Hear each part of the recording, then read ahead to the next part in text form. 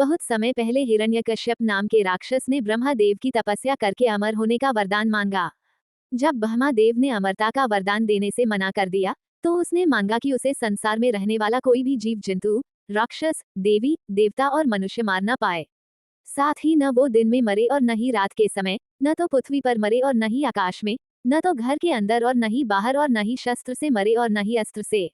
हिरण्यकश्यप की तपस्या से ब्रह्मादेव खुश थे ही, इसलिए अमरता के एक वरदान के बदले उन्होंने ये सारे वरदान उसे दे दिए।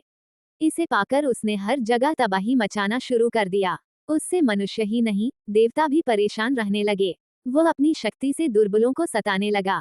हिरण्यकश्यप से बचने के लिए लोगों को हिरण्यकश्यप की पूजा करनी पड़ती थी।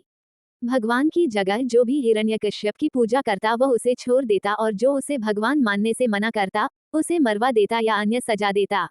समय के साथ राक्षस हिरण्यकश्यप का आतंक बढ़ता गया। कुछ वक्त बीतने पर हिरण्यकश्यप के घर विष्णु भगवान के परम भक्त प्रहलाद का जन्म हुआ। हिरण्यकश्यप ने प्रहलाद को कई बार विष्णु भगवान की पूजा करने से मना किया और कहा, मैं ही भगवान हूँ, तुम मेरी आराधना करो। हर बार हिरण्यकश्यप की बात सुनकर प्रहलाद कहते, मेरे सिर्फ एक ही भगवान है और वो भगवान विष्णु हैं। प्रहलाद की बातें सुनकर हिरण्यकश्यप ने उन्हें मारने की कई कोशिश की, लेकिन वह सफल नहीं हो पाया। भगवान विष्णु अपनी शक्ति से हर बार हिरण्यकश्यप के सारे प्रयास विफल कर देते थे। एक दिन हिरण्यकश्यप के घर उसकी बहन होलिका आई। होलिका को आग में न जलने का वरदान प्राप्त था।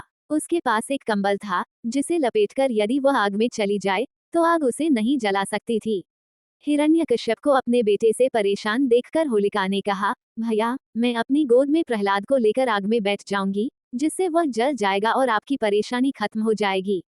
हिरण्यकश्यप ने इस योजना के लिए हाँ भर दी। उसके बाद होलिका अपनी गोद में प्रहलाद को बैठाकर आग पर बैठ गई।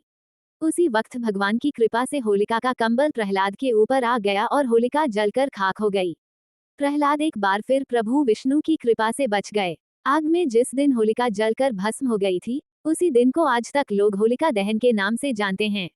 इसे बुराई पर अच्छाई की जीत के रूप में देखते हुए खुशी में होलिका दहन के अगले दिन रंगों से होली खेली जाती है।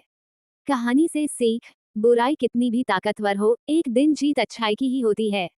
इसी वजह से हमेशा बुराई का मार्ग छोड़कर अच्छाई का मार्ग अपनाना चाहिए।